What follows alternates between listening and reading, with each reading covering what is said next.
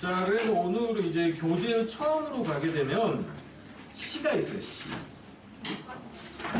대체적으로 그 학생들이 상문은 이야기 형태이기 때문에 좀 더 쉽게 생각하고 쉽게 풀어내는 경우가 있습니다. 대부분. 그런데 운문 같은 경우는 더 어렵게 생각해요. 그리고 도대체 무슨 말이에요? 이렇게 얘기하는 경우가 있어요. 그래서 시 같은 경우 조금 더 여러분들이 접근하는데 어려운 부분들이 있는데 그것 때문에 이렇게 개념어를 제일 앞에다 펼쳐놓은 건 사실입니다. 하지만 시를 그렇게 굳이 어렵게 생각할 필요는 없어요. 기본부터 우리가 다시 한번 가보자. 모의고사 풀 때 우리가 다 한 거야. 자, 시라는 녀석은 우리가 왜 어렵게 생각하는지 따져보면 돼요. 첫 번째, 왜 어려울까? 이야기가 아니니까 어려워요. 우리 친구들한테 영화 보고 나서 얘기해 줄 때 뭐 얘기해줘? 그러니까 줄거리부터 얘기해 줄게. 주인공 좀비야. 그런데 얘가 여자를 사랑해. 막 이렇게 하고 얘기하잖아.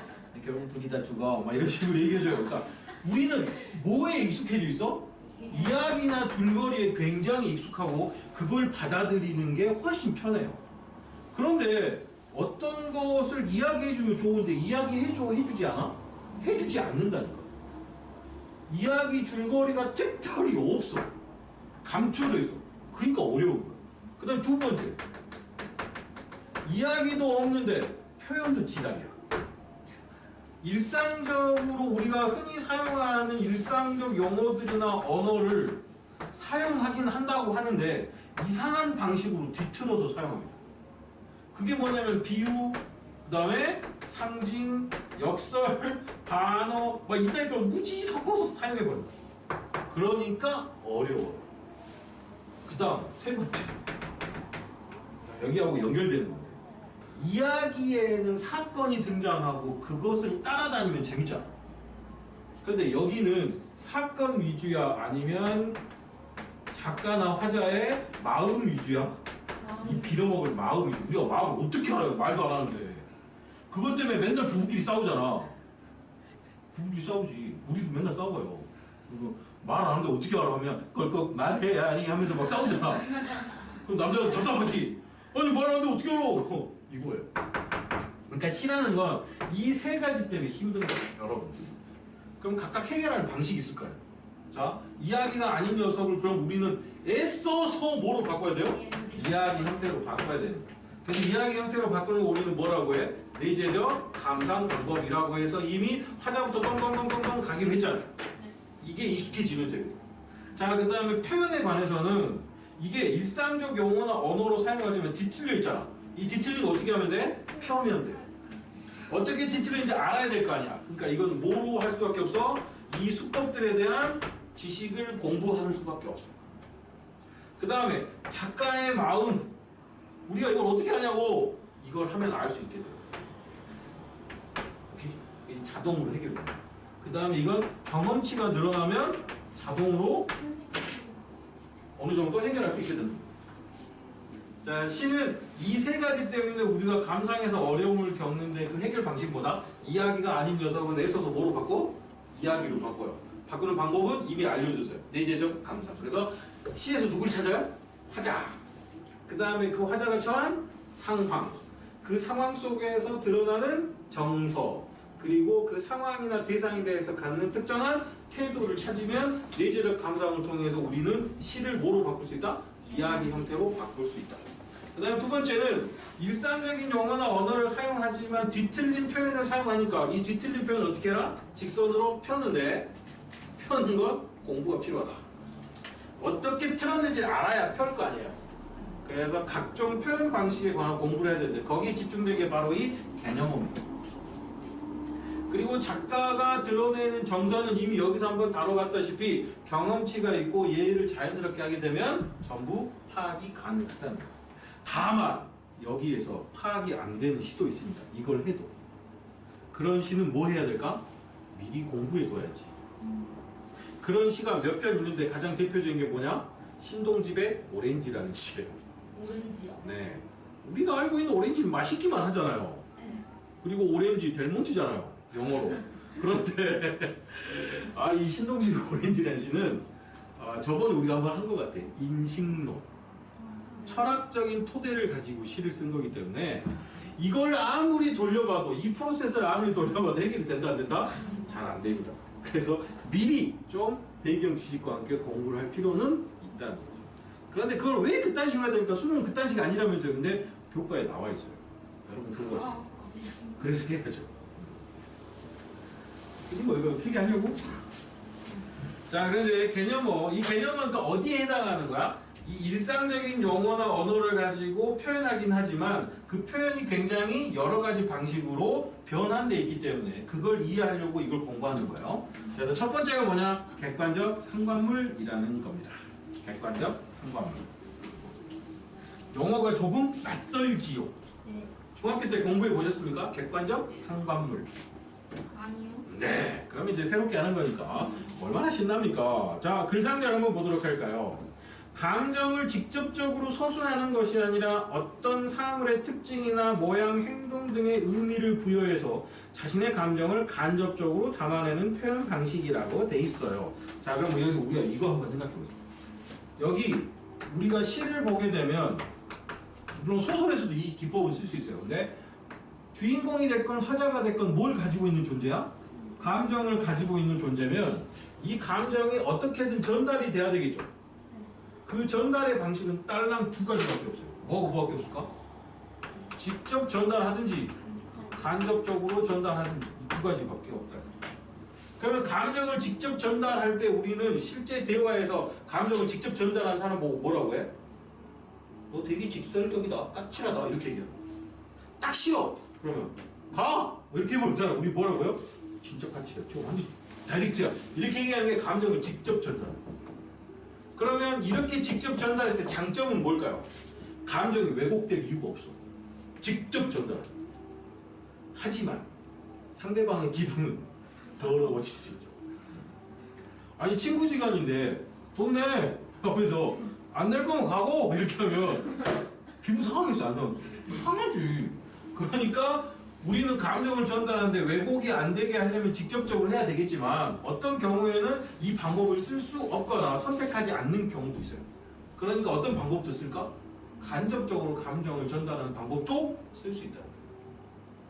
그러면 감정을 간접적으로 전달하려면 일단 말을, 표현을 다이렉트로 하면 돼요, 안 돼요? 네. 안 되겠죠. 그 다음에 화자가 자기 자신이라고 안 밝혀야 되는 경우도 있습니다. 그런 여러 가지 방법 중에 하나가 바로 객관적 상관물이라는 건데 우리가 한번 생각해 봅시다. 자, 간접 중에 하나, 여러 가지 방법 중에 하나가 객관적 상관물인데요. 이런 상황이 있다고 쳐보자. 동주가 대학에 들어갔어요. 서울대 경제학과 입학했어요. 완전 기뻐요. 그래서 친구와 함께 야, 이제 우리 공부는 끝이다. 우리는 이루는 바를 이뤘으니까 이제 여성에 집중하자. 이성에. 라고 해서 엄청난 물량 공세와 함께 아주 예쁜 여학생 사귀었어. 그래서 100일이 되는 날 장미꽃 특송이 함께 엄마 그 몸값에서 훔친 다이아 반지 그걸 들고 여자친구한테 가는 거예요. 갔어. 약속 장소에 갔습니다. 딱 앉아서 기다리고 있는데 1시간 지나도 안 와. 2시간 지나도 안 와. 그런데 갑자기 문자 한 통이 딱 나오는 거야. 동주야 나 오늘 못 가. 나 했잖아. 너 왜 지겹다? 하고 오늘 딱 끝나버린 거야. 오 마이 갓. 그러면 이 돌발 상황에서 네 감정은 어때? 정말 더럽겠지. 배신당한 감정이니까 뭐 혼자 이제 외롭고 쓸쓸하게 된 거고 상실감 막 이런 거 범벅이 될 거 아니야. 그래가지고 장미꽃은 그냥 놓고 다이아 반지는 엄마한테 다시 돌려줘야 되니까 주머니에 넣고 터벅터벅 걸어가고 이제 비까지 내려. 그러면서 아이씨 하고 약속 장소에 신촌이었는데 가다가 보니까 저기 전봇대 위에 참치 2마리가 앉아있는 거야. 그래서 아씨 쟤들도 짝이 있어 씨 하고 얘기하잖아요. 그럼 이때 그 애들은 뭐가 돼버린 거냐면 나로 인해서 전혀 상관없는 객관적인 사물이 나랑 연결이 돼버린 거죠. 무슨 말인지 알겠죠? 이때 그걸 우리는 뭐라고 불러? 객관적 상관물이라고. 즉 객관적으로 나랑 상관이 있어 없어? 없어. 그런데 내가 내 상황이나 아니면 내 감정 따위 때문에 걔를 끌어들여 버려. 그러면서 내 감정을 걔들을 가지고 대신 표현해. 간접적으로. 그러면 그게 객관적 상관문 감정이입이 돼버린다는 거야. 정자 절대 현실에서 그러면 안 돼. 엄마 다 해봤지. 자, 다시 정리하자. 감정은 몇 가지로 표현할 수 있어? 직접이나 간접 두 가지 방식으로 표현할 수 있어. 근데 직접 표현하는 경우가 왜곡 없이 감정을 표현하는 장점은 있지만 상대방의 여러 가지 고려하면 간접적으로 표현할 때가 있겠죠. 그래야 될 때가 있어요. 그래야 될 때 우리가 하나 선택할 수 있는 방법이 객관적 상관물과 감정이입인데 일단 객관적 상관물의 개념은 이따 또 이야기했지만 객관적으로 나랑 아무 상관이 없는 사물을 누가 끌어들여? 감정 당사자가 끌어들이는 거예요. 끌어들이기만 하면 뭐예요? 객관적 상관물이에요. 끌어들이기만 해도 뭐야? 객관적 상관물이에요. 근데 끌어들였어. 그런데 여기에서 서로 다른 방식이 존재할 수 있어요. 첫 번째 방식은 뭐냐면 걔를 끌어들여서 나랑 똑같이 만드는 거야. 그래서 내 감정을 얘한테 주입시켜. 너도 슬픈 거야, 참새. 알았지? 너도 차인 거야. 너도 엄마 다이아 반지 훔친 거야. 이렇게 되면 얘랑 나랑 감정이 완전 동일해지죠. 그러면 그걸 감정이입이라고 하는 거야. 그런데 그렇게 끌어들이기만 하고 얘를 가져다가 세뇌를 안 시켜. 그렇게 되면 어떻게 되냐면 이런 현상이 발생합니다. 참새 두 마리야. 걔들은 둘이 짝이야. 나는 혼자야. 참새가 미워. 돌을 던져. 에이, 더러운 참새, 더러운 커플들 다 죽어봐라! 이렇게 하면 그 참새는 나랑 감정성이 같아달라? 다르죠. 나는 참새 때문에 막 열등감, 그 다음에 질투 이렇게 폭발해버린 거잖아. 이렇게 되면 걔는 그냥 내가 내 상황에 끌어들이기만 한 거지. 감정을 갖지 않고. 이렇게 되면 그냥 끌어들이기만 했으니까 뭐라고 불러? 객관적 상관물로만 부르면 된다. 자, 그러면 글상자에 있는 거 좀 더 보도록 하시죠. 자, 그래서 감정을 간접적으로 서술하는 방식인데 잘 봐보세요. 어떤 사물, 이 사물이 누구에서? 결과적으로는 객관적으로 존재하는 사물이겠죠. 근데 그 녀석을 어떻게 의미를 부여했다는 얘기가 바로 뭐야? 내가 끌어들여 버린 거야. 나의 상황 속으로. 그래서 감정을 담아내는 표현 방식에 사용되는 것이 객관적 상관물인데요. 영국의 시인인 T.S. 엘리엇이 처음으로 사용한 개념이랍니다. 굳이 이런 것까지 우리는 알 필요는 없습니다. 자, 그래서 이제 얘가 나와 있죠. 이청준의 눈길이라는 작품입니다. 눈길은 내가 설명하지 않았니? 자, 장지문 밖 마당가에 작은 치자나무 한 그루가 한낮에 땡볕을 견디고 서 있었다. 자, 이것만 가지고 이 객관적 상관문인지 아닌지 어떻게 알겠어요? 모르죠. 그 전 이야기를 알아야 돼요. 그러니까 나는 어떤 사람이냐면 중학교를 큰 도시에 가서 공부하고 있는 도중에 집안이 갑자기 아버님이 돌아가시고 형이 알코올 중독으로 죽으면서 집안이 완전히 무너져 버려요. 그리고 그때부터 나는 뭐라고 생각해? 고학과 자수성가를 통해 살아왔다고 생각하는 거예요. 그러니까 그런 삶을 살다가 여름 휴가를 지금 가난한 어머니의 시골집으로 왔잖아. 그러면서 어머니가 집을 고쳐야 될 것 같은데 라는 말을 할 것 같은데 안 하고 있어. 그럼 내 돈이 들어가잖아. 나는 자수성가했는데 엄마가 나한테 해준 게 뭔데? 라고 생각하고 있어. 나 진짜 고생해서 살았는데 그런 생각을 갖고 그 엄마랑 같이 있는 공간을 벗어나서 언덕 위에 올라가서 봤더니 마당에 치자나무 한 그루가 있는데 뭘 견디고 서 있는 거야? 땡볕을 견디고 서 있잖아요. 그럼 이 치자나무가 고난과 역경 속에 혼자 막 버티고 있는 그런 존재 같아. 누가 생각해보니까? 자수성가했다 생각하는 자기가 생각해보니까. 그러니까 치자나무에 내가 투영돼 버린 거죠. 나는 그러니까 치자나무를 어떻게? 끌어들였잖아. 그리고 나랑 동일시했죠. 그러니까 뭐겠어요? 객관적 상관물이면서도 감정이입이 된 거야. 치자나무. 이해되셨어요? 그래서 이 부분이 그거다라고 우리가 생각할 수 있다는 겁니다. 그래서 자연스럽게 감정이입으로 넘어갈 수 있겠죠. 자, 그러면 자, 감정이입 글상자 봅니다. 시적 하자의 감정을 대상에 이입시켜 마치 대상이 그렇게 느끼고 생각하는 것처럼 표현하는 방법인데요. 이 도표가 나와 있는데 한번 보도록 하시죠. 자, 여기 똑같아. 시적 하자나 소설의 주인공 어떤 캐릭터가 어떤 상황 속에서 일정한 감정을 느낍니다. A라는 감정을 느꼈어요. 근데 그걸 독자에게 표현하는데 간접적으로 표현하려면 여러 가지 방식 중에 객관적 상관물을 끌어들이는 방식이 있다고 했잖아.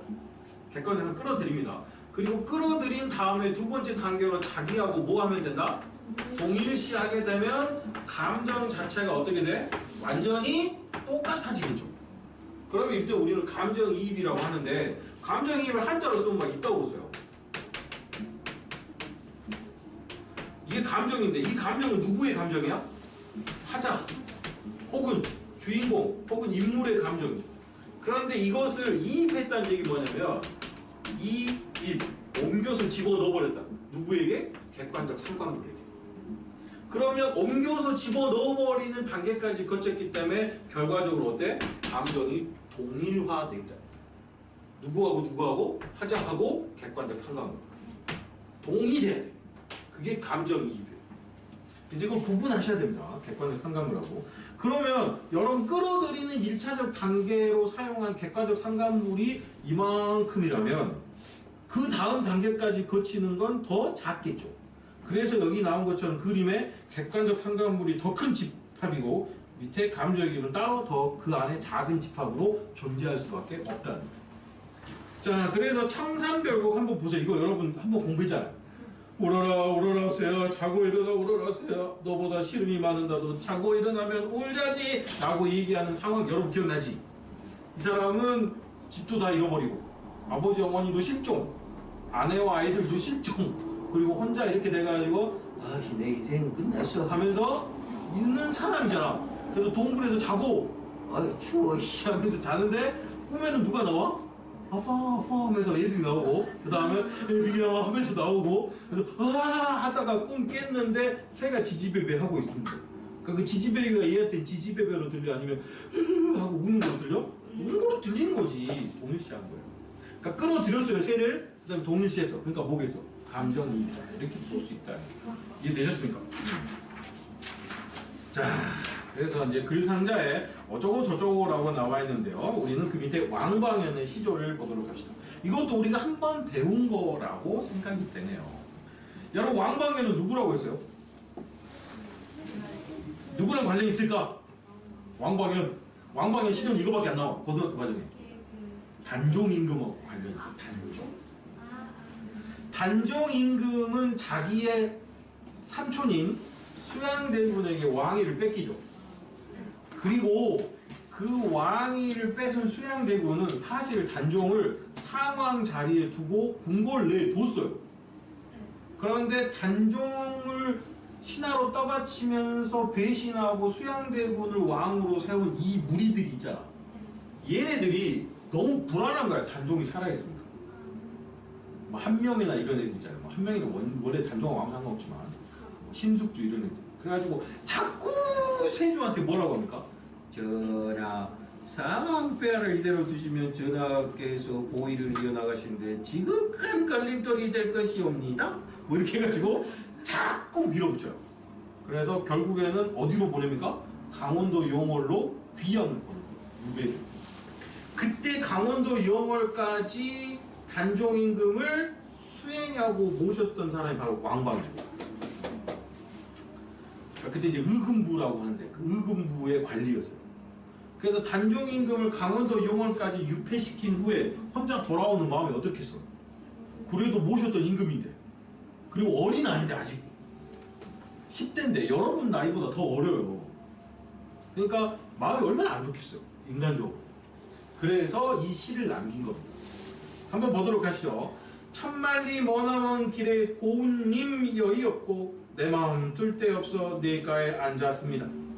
저 물도 내 속마음과 같아서 울면서 밤길을 흘러가는군요 라고 되어 있습니다.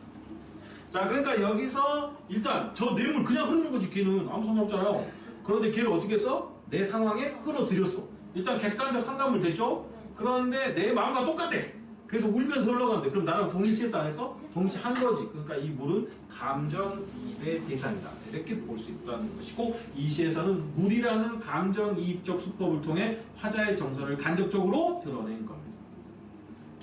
근데 어떤 그 전설에 보면 여러분 그 단종임금이 어떻게 죽은지 밝혀졌을까요? 안 밝혀졌을까요? 안 밝혀졌어요. 정확하게 어떻게 죽었는지 모릅니다. 그 다음에 묘가 있긴 한데 시체 없어요. 시체도 발견 못했어요. 그러니까 민간에서는 그런 사연 때문에 단종이 너무 불쌍하고 해서 여러 가지 민담이나 전설이 퍼졌겠죠. 그 민담이나 전설 중에 어떤 이야기에서는 이 왕광현이 단종임금을 해치운 킬러로 묘사된다. 네. 그런 게 있어. 그렇지. 그건 민간의 생각인 거지. 전설 속에. 그래서 어떻게 죽이냐면 활줄 있잖아. 활시위. 이걸 목을 감아서 죽인 거. 그래서 결국 너무 그 단종임금이 억울하게 죽어서 자꾸 꿈에 나타나서 죽는 걸로. 그래서 설화에는 그렇게 나와 있는 경우도 있어요. 근데 공식적 기록으로는 이분은 단종임금을 강원도 의용을까지 모셔간 의금부의 관리예요. 그다음 이렇게 시까지 썼는데 설마 있겠어요? 그건 아닌 것 같아요. 자, 그 다음 또 한번 볼까요? 이상화님의 빼앗긴들에도 봄은 오는가 라는 작품입니다. 자, 빼앗긴들에도 봄은 오는가 보시죠. 고맙게 잘 자란 보리밭, 간밤 자정이 넘어 내리던 고운 비로 너는 삼단 같은 머리털을 감았구나. 내 머리까지 가뿐하다. 혼자라도 숨가쁘게 나가보자. 마른 논을 안고 도는 착한 도랑이 젖먹이를 달래는 노래를 하고 제 혼자 어깨춤만 추고 가는구나 라고 돼 있는데, 자, 일단 이 시는 상황을 좀 아셔야 됩니다. 이 시의 첫 부분은 이렇게 되어 있어요. 빼앗긴 들에도 봄은 올까? 라는 질문으로 되어 있습니다. 자, 그러면 잘 봐보세요. 빼앗긴 들에도 봄이 올까? 라고 질문했으면 시 제일 마지막에는 뭐가 나와야 돼? 답이 나와야지. 들을 빼앗겨 이제 봄조차 빼앗기겠네 라고 나와요. 답이. 그러면 여러분 잘 생각해봐. 질문하고 답만 생각해보자. 빼앗긴 들에도 봄은 오니? 라고 물어봤어. 들 빼앗겼어요. 이제 봄도 빼앗기겠다 라고 대답했잖아. 긍정이에요, 부정이에요? 부정이죠. 근데 고등학교 과정에서 그렇게 해석하지 않습니다. 좀 교육적이어야 되잖아. 에듀케이션. 그래서 봄을 빼앗길 수 있으니 열심히 살자. 뭐 이런 식으로.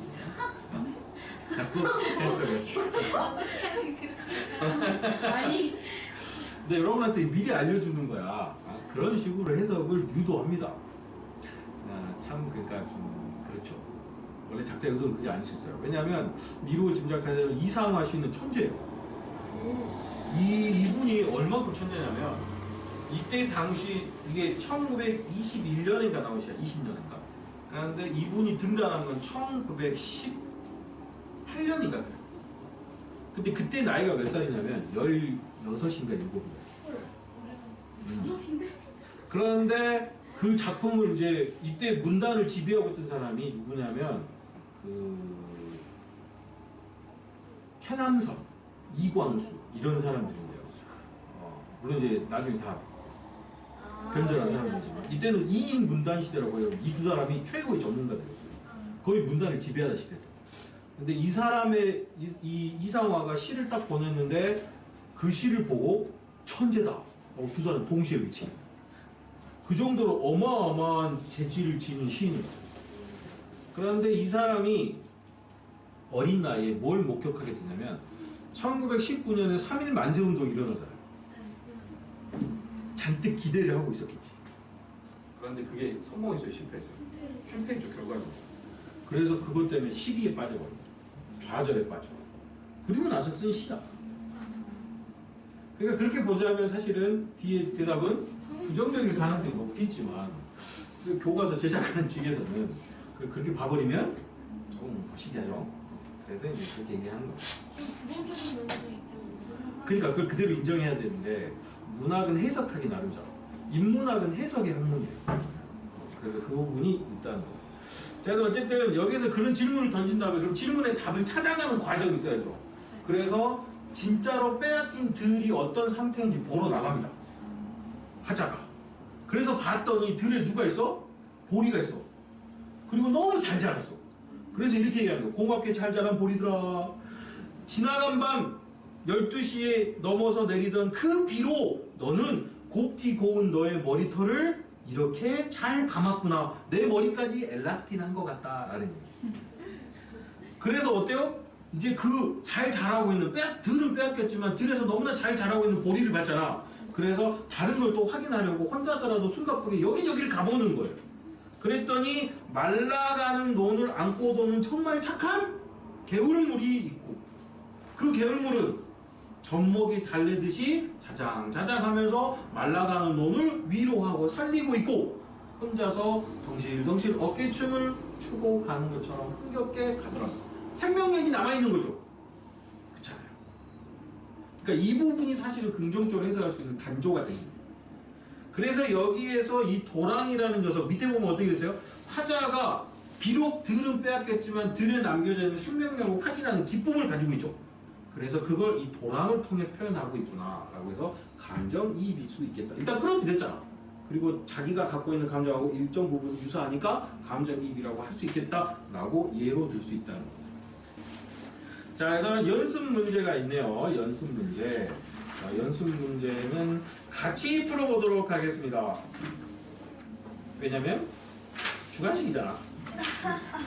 자, 먼저 유리왕의 황조가 보도록 할게요. 자, 이걸 공부하기 위해서는 약간의 과정이 필요한데요. 우리 시가의 역사 한번 보도록 합시다.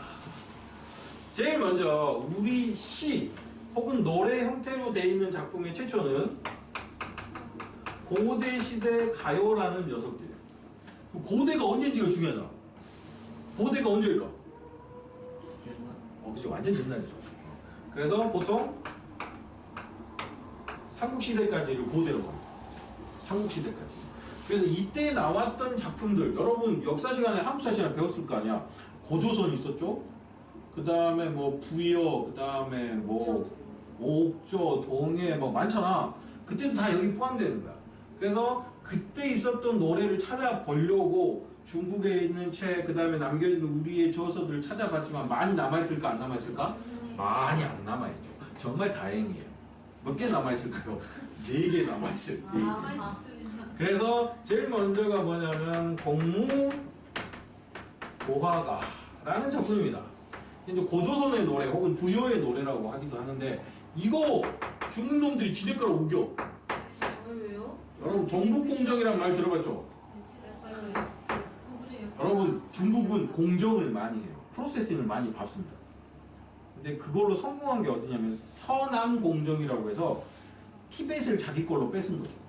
역사까지 다 흡수해버렸어요. 그래서 달라이라마가 독립운동하고 있는 거죠. 그 다음에 동북공정의 대상은 어디야? 북한하고 우리나라예요. 우리 역사를 진해 역사를 편입시키려고 하는 거죠. 그러다 보니 여러 가지 우리를 연구하다가 공무도화가가 눈에 띄었고 원래 우리 영토가 옛날에 이만큼 넓었잖아. 네, 맞아요. 그 진해 이제 지금 이렇게 되니까 진해 거라는 거지. 그래서 이제 부여, 고조선 다 여기 이쪽 아니에요. 그러니까 진해 거라고 우기는 겁니다. 그러니까 우리는 이걸 잘 배워서 우리 거라고 확실히 얘기해 줘야 돼. 공무도화. 그 다음 뭐가 있냐면 유리왕의 황조가가 있어요. 황조가. 조가. 그 다음에 또 뭐가 있냐면 부지가가 있어요. 그 다음에 정읍사. 이 4편의 노래가 있어요. 그래서 4편만 알면 언제가 끝나버려? 삼국시대까지 시가가 끝나버려요. 자, 그래서 이 4편이 고대 가요인데 특징은 이거예요. 여러분 고대 시대면 사람들의 인지가 발전했을까? 발전하지 않았을까? 지금보다 훨씬 발전하지 못했겠죠. 그래서 시를 짓는데도 한계가 있습니다. 4줄 이상 못 지어요. 그러니까 전부 몇 줄 형식이겠어? 4줄 형식입니다. 4줄 형식이에요. 그래서 공무도화가 몇 줄? 4줄. 황조가 몇 줄? 4줄. 부지가 몇 줄? 4줄. 정사 몇 줄? 4줄이에요. 정말 쉽죠. 자, 그리고 뭐 복잡한 여러 가지 스킬이 들어갔겠어요? 안 들어갔겠어요? 안 들어가는 거예요. 그 다음에 중요한 건 이겁니다. 자, 이 옛날 꽃날부터 삼국시대까지는 잘 봐보세요. 재정일치 사회였다가 재정이 분리되는 과정을 겪는 역사적인 순서야. 그러다 보니까 제사관과 정치 권위자가 하나인 덩어리 이 상황 속에서 결국은 노래의 대부분의 내용은 뭐겠어요? 집단적인 노래. 거기에서 이게 분리되면서 일단 개인적인 정서를 얘기하는 방향으로 발전을 하게 된다는 거예요. 그래서 얘 집단적이야. 혹은 신하랑 연결돼 있어. 얘는 완전 집단적. 하지만 나중에 황조가나 정사 이게 더 나중인데요. 이건 고구려 노래면 백제 노래예요. 그럴 때 되면 개인적인 정서가 조금 더 잘 드러나게 됩니다. 이건 뭐 굳이 수능하고 상관없으나 발전 과정이 그런다. 자, 그 중에 이제 우리가 배울 게 뭐예요? 유리왕의 황조가. 유리왕 누구예요? 주몽의 아들이지. 그치? 주몽이 막 칼날 숨겨놔가지고 그거 하고 제가 아들인데요 하고 오네잖아요. 그러니까 그게 유리왕이고, 이 유리왕의 황조가는 이 녀석들의 또 공통점이 뭐냐면 전부 배경 이야기가 있다는 거예요. 그러니까 노래 자체로만 전해지겠어? 아니면 큰 이야기 틀에서 삽입된 노래로 전해지겠어? 삽입된 노래로 전해지니까 배경을 반드시 알고 있어야 되는 거예요. 자, 그래서 우리는 황조가를 공부합니다. 자, 황조가 봅시다. 자, 유리왕의 황조가의 배경 이야기는 이래요. 여러분, 고구려를 주몽이 세웠잖아요.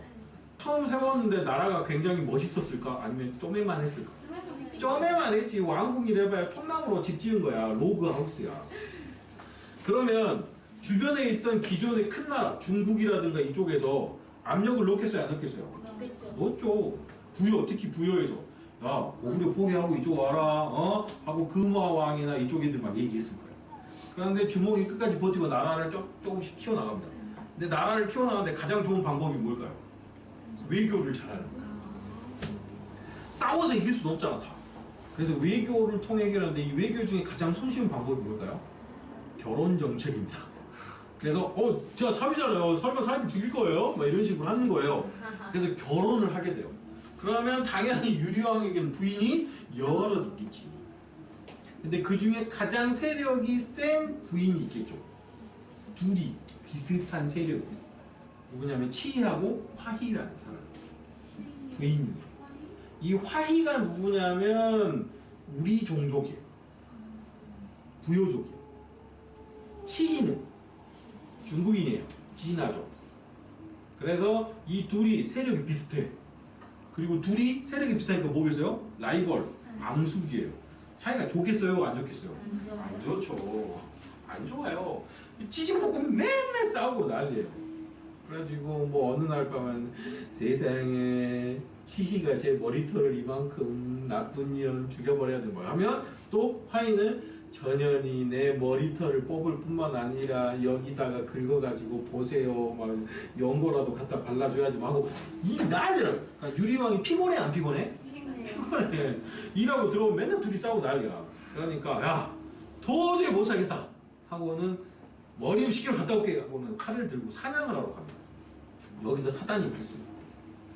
유리왕이 없는 사이 둘이 혈전을 벌인 거죠. 라라라! 해가지고 치랑 화이랑 3라운드 게임을 붙어버린 거예요. UFC 라운드에서. 그래가지고 결국 누가 이겼을까요? 화이가 이겼으면 좋겠다. 화이가 이겼어요. 그래서 치가 진짜 무식하게 힘만 세가지고 하고는 난 더 이상 이렇게 못 살겠어 하고 말 타고 가버려요. 짐 챙겨가지고. 치가 중국이라 그랬죠? 그렇지. 중국으로 가는 거지. 이게 박수칠 게 아니야, 다현아. 왜냐면 결혼 정책이 깨져버린 거야. 결혼 동맹이. 그러니까 유리왕이 딱 갔다 와요. 어디 갔어? 했더니 그냥 내가 보내버렸어 했는데 진짜 하고는 따라갑니다. 따라가요. 따라가서 그게 아니고 내가 진짜 너 이제 잘해줄게 라고 하지만 와 안 와? 안 와요. 그래서 혼자 결국은 돌아올 수밖에 없었고 그때 지은 시가 이거예요.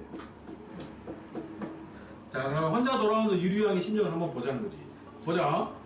펄펄 나는 저 꾀꼬리 암컷 수컷 서로 정답구나. 외롭구나 이내 몸은 누구와 함께 돌아가야 한단 말인가 라고 합니다. 쉽죠? 몇 줄? 4줄. 진짜 쉬워요. 자, 그럼 여기서 나는 누구예요? 유리왕이지. 작가 유리왕이에요. 그 유리왕의 상황은 아까 얘기한 것처럼 어때? 이제 둘의 결혼은 깨져버린 거야. 혼자 돌아오고 있어요. 그런데 뭘 봤어요? 꾀꼬리를 봤는데 꾀꼬리는 어때? 암컷 수컷 2마리가 너무 정다워. 그러면 일단 너무 정답다라는 말을 하기 전까지는 그냥 꾀꼬리였지. 하지만 너희들 너무 정답다라고 할 때 이미 내 상황의 꾀꼬리를 끌어들여버린 거야. 그러면 일단 객관적 상관물이죠. 그 다음 감정이입인지 아닌지 따져보려면 감정이 둘이 서로 라인이 같으면 되잖아. 동일시 과정을 통해서. 근데 동일시한 과정이 있어요 없어요? 없어요. 그냥 정답구나에서 끝나버리죠. 그러니까 오히려 꾀꼬리를 통해 나는 더 외로움이 증폭된 거예요. 그러니까 얘는 객관적 상관물로만 존재하는구나 라고 해서 꾀꼬리는 객관적 상관물이네요 라고 하고 두 번째 물음인 감정이입은 어때? NO! 하고 대답하면 된다는 겁니다.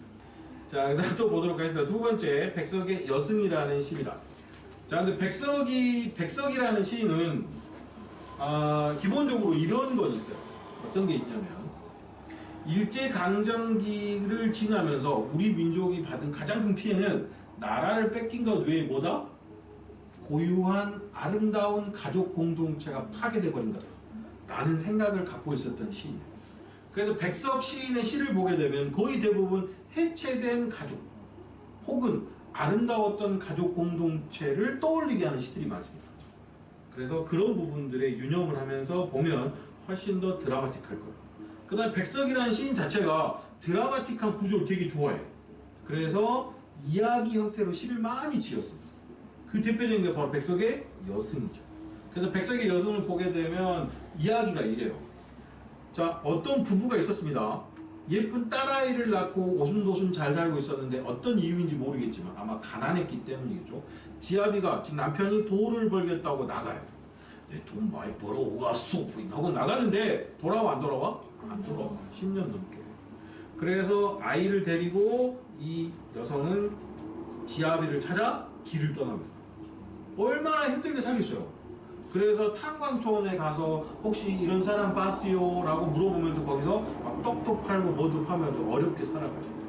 그러다가 이제 어떤 사람을 만나게 되는데 뭐 남녀로 만난 게 아니고 왜 아이랑 둘이만 있지? 라고 물어봤더니 아이랑 사연을 얘기하게 되죠. 그 사람이 이 시의 관찰자예요. 화자예요. 그런데 어느 날 아이가 몹쓸병에 걸려서 죽어버려요. 그리고 이 여성은 현실 속에 이 슬픔을 견디지 못해서 남편은 실종됐고 아이는 죽어버렸잖아. 그래서 뭐가 돼버려? 중이 돼버린다는 이야기였습니다. 그리고 그 중이 된 여승을 그 잠깐 만났던 아저씨가 다시 산에서 만나게 된다는 그런 이야기입니다. 자, 그래서 이 부분은 이제 그 중이 되는 대목이에요. 한번 봐보세요. 지아비는 돌아오지 않고 어린 딸은 도라지 꽃이 좋다 돌무덤으로 갔다. 죽어버렸어. 산꽁도 서럽게 울은 슬픈 날 산절 마당 한 귀퉁이에 여인의 머리카락이 눈물방울과 같이 떨어진 날이 있었다. 지금 여승이 되기로 결심한 머리를 빡빡 미는 거죠. 자, 이렇게 됐을 때 객관적 상관물로 우리가 의심할 수 있는 거 뭐예요? 산꽁이죠. 산꽁. 원래는 산에 있는 꽁이잖아. 그런데 얘가 서럽게 울어버렸답니다. 그러니까 일단은 시적 주인공의 상황으로 끌어들여진 거죠.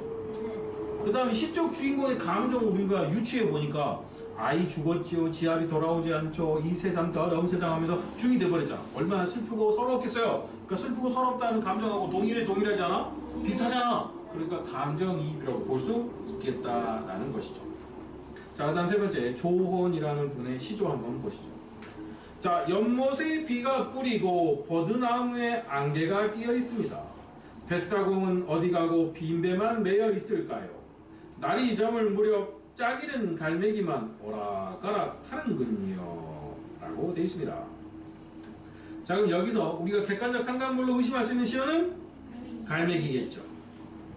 그리고 객관적 상관물인 갈매기가 감정이입의 대상인지 아닌지 판단하려면 시적 화자의 상황을 알아야 될 거 아니야. 알 수 있어요? 없어요? 없어요. 짝을 이런지 어떻게 할 거야. 그래서 감정이입의 대상이라고 판단하기 어렵다라고 얘기했어요. 자료가 없으니까. 자, 그 다음 황현의 절명시라는 게 있군요. 절명이라는 뜻이 뭘까? 절명.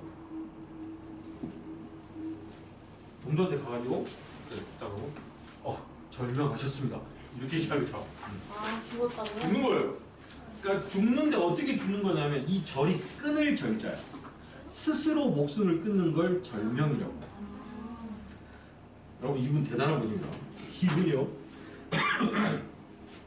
한일 합방 소식을 듣고, 그러니까 합방이 아니지 사실은.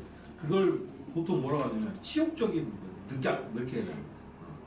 근데 그 소식을 듣고 황현 이분이 이 시를 짓고 난 다음에 강화도를 갑니다. 혼자. 그리고 그곳에서 자결을 합니다. 근데 사실 굉장히 그 지조 높은 선비이긴 하지만 목숨을 끊는 것 대신 총 들고 싸웠으면 하는 생각도 있죠. 어쨌든 선비로서 너무 그 치욕적이었던 나라를 이런 식으로 빼앗기다. 그래서 이런 분들을 통해서 사실 다른 사람들이 각성을 할 수도 있어요. 그러니까 아주 의인의 죽음이라고 볼 수 있겠죠. 그래서 그런 배경을 가지고 있는 시인데 한번 보도록 하시죠. 새와 짐승도 슬피 울고 강산도 찡그리니 무궁화 온 세상이 이제 망해버렸구나. 가을 등불 아래 책 덮고 지난 날을 생각하니 인간 세상에 글 아는 사람 노릇이 어렵기만 하구나. 그러니까 지식인으로서 이런 상황을 견딜 수가 없다는 거죠. 자, 그럼 여기서 우리가 객관적 상관물로 의심할 수 있는 거 뭐 있어요? 새와 짐승이 있죠. 새와 짐승. 자, 근데 새와 짐승 일단 나의 상황으로 끌어들였습니다. 그 다음 감정이입이 되려면 어떻게 돼요? 나와 동일해야 되죠. 동일한지 안 한지 봐보세요. 슬피 운답니다. 그러니까 나라 잃은 슬픔 때문에 슬피 울고 있다면 동일시 됐어요, 안 됐어요? 됐죠. 그러니까 뭐겠어요? 감정이입이 사용됐구나라고 판단을 내릴 수 있다는 거지. 그다음 어렵지 않죠? 이 부분들은. 자, 그다음에 서정주님의 귀촉도라는 시가 있네요. 귀촉도. 여러분 귀촉이 뭔지 아세요? 귀촉. 총나라로 돌아오는. 총나라. 그런데 여러분 삼국지를 보면 알겠지만 위, 초, 오 이렇게 되죠. 가장 살기 좋은데 어딜까요? 위. 오나라요. 오나라. 오나라. 오나라. 왜요? 강남이잖아. 그리고 여기 되게 따뜻해요. 이모작도 가능합니다. 여러분 중국에 놀러 갈 때 하이난도, 해남도 가잖아요. 여기 있어요. 따뜻하지, 농사 잘 되지, 물자 풍부하지, 그 다음에 바다랑 독도에서도 교육도 자유롭지. 오나라 짱이야. 자, 어쨌든 그 다음 어디에요? 위나라? 위나라 괜찮아요. 여기가 북경이잖아요.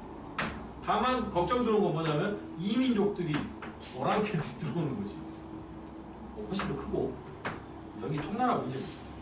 여기 산맥이 있어요. 여기 사막이에요. 우와. 정말 살기 힘듭니다. 그 다음에 총나라 한번 나갔다가 들어오려면 사막 건너 산맥 넘어 뭐 이렇게 와야 되잖아. 그러니까 총나라로 돌아가기가 쉬워 어려워? 어려워요. 그래서 귀촉이라는 얘기는 아 정말 험난한 길을 건너 돌아온다 뭐 이런 뜻이 될 수도 있습니다. 자, 그래서 총나라는 저승일 수도 있어. 너무 어렵잖아. 자, 어쨌든 귀촉도는 우리가 흔히 알고 있는 새 중에 어떤 새냐면 그 피를 통하며 우는 새 있잖아. 똥새. 우연이겠지. 그 새가 울었는데 그 밑에 꽃이 빨갛다. 그래서 피를 타고 온 거 아니냐 뭐 이런 건데요. 적동새하고 연결하시면 되겠습니다. 자, 그래서 먼저 한번 내용을 보도록 하시죠. 초롱의 불빛 지친 밤하늘, 구비구비 은합물 목이 젖은 새, 차마 아니 솟는 가락 눈이 감겨서 제 피에 취한 새가 귀촉귀촉 운다. 그대 하늘 끝 홀로 가신니마라고 되어 있어요. 자, 시를 한번 상상을 해보자 우리가 먼저. 자, 초롱 불빛이 있습니다. 그런데 이 초롱 불빛 때문에 밤하늘이 지쳤대잖아. 그러면 초롱불이 한 개야 여러 개야? 여러 개예요. 여러분 밤에 등 여러 개 보통 켤 수 있어 없어? 없어요. 그때 등이 귀하기도 하고 이렇게 켤 만한 여유가 없어. 그런데 이렇게 밤에 등불을 밝게 켜는 때는 언제예요? 초상치를 때입니다. 장명등을 막 켜놓잖아요. 여기저기 막 등을 켜놨어요. 그러니까 지금 이거 뭐냐면 초상집인 거야. 그래서 밤하늘이 지쳤다는 거야. 자, 그리고 그 초상집을 배경으로 새가 울어 제낍니다. 그런데 어때요? 그냥 울어요? 아니죠. 목이 젖어서 이렇게 운다고. 보통 울음이 아닌 거죠. 자, 그 다음 차마 아니 솟는 가락 눈이 감겨서, 그러면 이 부분 눈을 감은 건 나일 수도 있고 새가 눈 감고 계속 우는 거야. 하고 우는 거야. 제 피에 취한 새가 귀촉귀촉 하면서 계속 운다. 그러니까 이 새 울음소리는 분위기를 고조시키죠. 초상집의 분위기를. 그 초상집에서 누가 또 울고 있겠어? 상주들이 아이고 울고 있겠죠. 그 소리들이 묘하게 겹칠 겁니다. 자, 그 다음이 중요해요. 그대 시적 대상이죠. 하늘 끝, 즉 저승이죠. 혼자서 가버리신 니마라고. 그러니까 이 시적 상황은 뭐야? 그대라는 사람이 죽어버린 거고 그 죽은 사람이 초상을 치르고 있는데 새가 울고 있고 옆에서 곡소리 하고 있는 사람들. 그럼 사실 나도 뭐 하고 싶어? 울고 싶겠죠. 그러니까 새가 울잖아. 그러면 그 새나 나는 그 새는 내가 끌어들였고 내 감정이랑 동시에 버린 거야. 이해됐습니까? 그래서 이 귀족도는 세상의 죽음에 대한 화자의 슬픔을 감정이입을 통해 드러내고 있군요 라고 참고서에 나와 있을 거다. 그런 얘기입니다. 근데 여기는 백관절 상관물이 새예요. 그렇죠. 새죠. 울고 있잖아요.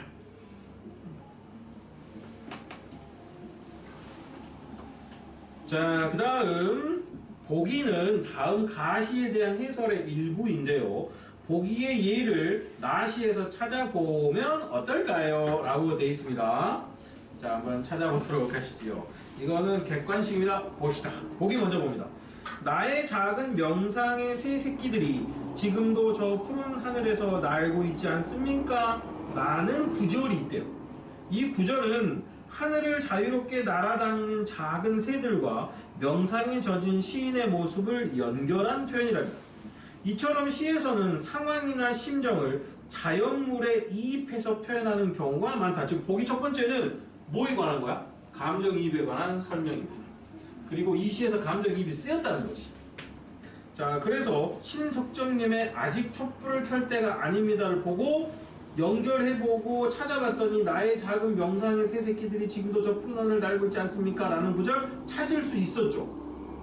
그치? 그리고 찾을 수 있었고 해설대로 하면 이 부분은 감정이입이에요. 그러면 우리는 뒤에 나와 있는 시에서 뭘 찾아야 되겠어? 감정이입을 찾아서 그 구절이 어딘지를 정확하게 짚어내면 되는 거예요. 지금 한번 해보도록 하시겠습니까? 해보십시오. 자, 한번 보도록 하시죠.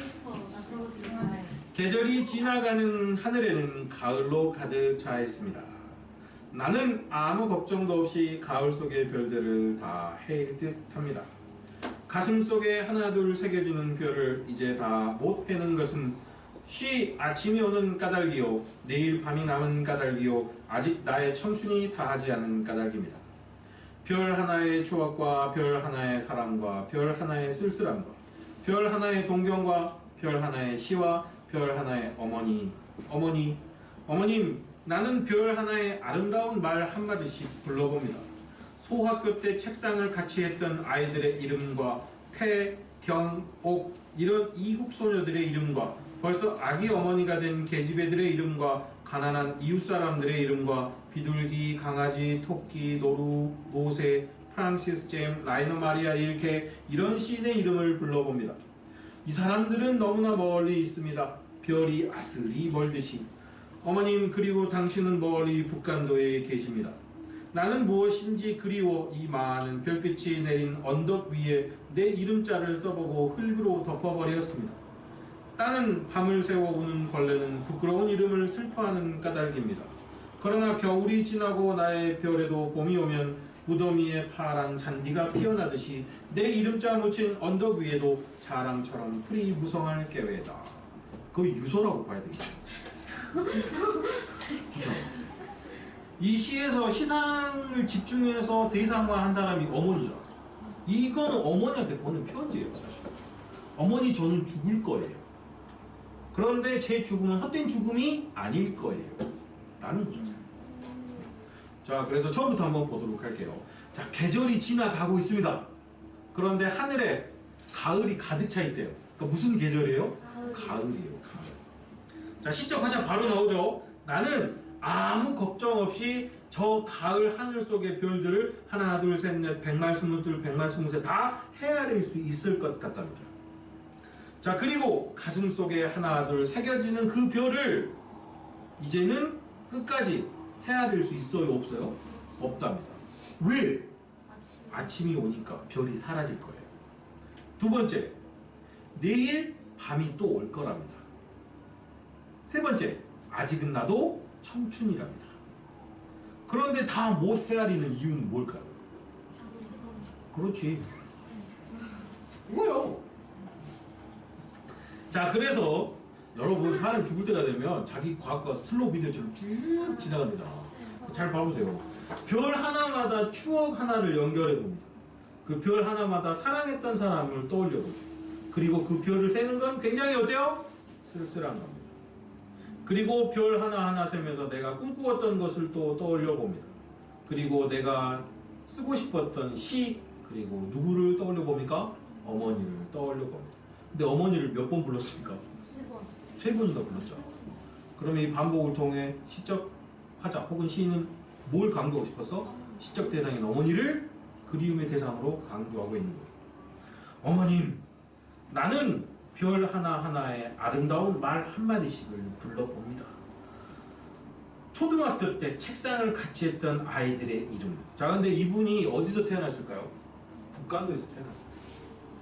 그곳에서 나하고 자랐어요. 그랬다가 국내로 와서 중학교, 고등학교를 마치고 숭실학교를 다녔어요. 그리고 연세대학교에 들어요. 그때는 연희 전문이죠. 그랬다 일본으로 유학을 간 거예요. 그러니까 조금 이렇게 그 어렸을 때 추억은 어디하고 접점이 이루어지겠어요? 북간도하고 접점이 이루어지는 거예요. 그래서 어렸을 때 나랑 같이 있었던 북간도의 조선인 마을의 친구들도 떠오르지만 또 그곳에 있었던 누구? 중국 애들도 떠올라요. 태, 경, 옥 이런 이국 소녀들의 이름도 떠오르는 거죠. 그리고 벌써 아기 어머니가 된 계집 애들 이름도 떠오를 겁니다. 자, 그 다음 또 봅니다. 자, 그 다음에 가난했던 이웃의 사람들 이름, 그리고 비둘기, 강아지, 토끼, 노새, 노루 따위에 정겨웠던 주변의 자연물들, 그리고 자기가 정말 좋아했던 시인, 프랑시스 잼, 라이너 마리아 릴케 이런 사람들이 떠오른답니다. 하지만 그런 사람들보다 계속해서 내 머릿속에 집중적으로 떠오르는 사람 누구예요? 어머니죠. 어머니. 왜? 이 사람들은 너무 멀리 있고 나하고는 큰 상관이 없는 사람들이에요. 마치 별이 나에게서 너무 멀리 떨어져 있는 것처럼. 자, 그래서 어머니가 그리운데 어머니 지금 현재 내 곁에 있습니까? 없습니까? 없습니다. 멀리 북간도에 계십니다. 자, 나는 무엇인지 너무 그리워서 이 많은 별빛이 내린 언덕 위에 내 이름을 써보았습니다. 윤동주 하고 썼겠죠? 그리고 흙으로 덮어버려야 돼요. 왜? 너무 부끄러워서. 이 부끄럽다는 건 뭐냐면 현실 속의 자신의 대응이 너무 미흡한 게 아닐까라는 자책 때문이죠. 그래서 그 부끄러운 이름을 슬퍼하고 있는데 누가 울어요? 벌레가 울잖아요. 부끄럽다 부끄럽다 하고 운대요. 그러니까 이 벌레는 그냥 우는 거지. 그러니까 객관적 대상인데 그걸 내가 내 상황 속으로 끌어들여 버렸죠. 그리고 얘도 부끄럽대. 그러니까 감정이입이구나, 동일시됐구나 라는 걸 알 수 있겠죠. 자, 그 다음 보십시오. 지금 현재는 부끄럽지만 그러나 겨울이 지나고 나의 별에도 봄이 온다면 무더미에 파란 잔디가 피어나는 것처럼 내 이름자가 이렇게 지워지고 묻혀져 버린 이 언덕 위에도 자랑처럼 풀이 무성할 것입니다. 지금 미래에 대한 희망을 버렸어 안 버렸어? 버리지 않고 꿈꾸고 있죠. 그리고 그걸 위해서 자기 희생을 기꺼이 하겠다라는 의지도 담겨 있는 거예요. 그리고 실제로 희생을 하셨죠. 아, 정말 멋진 분이야.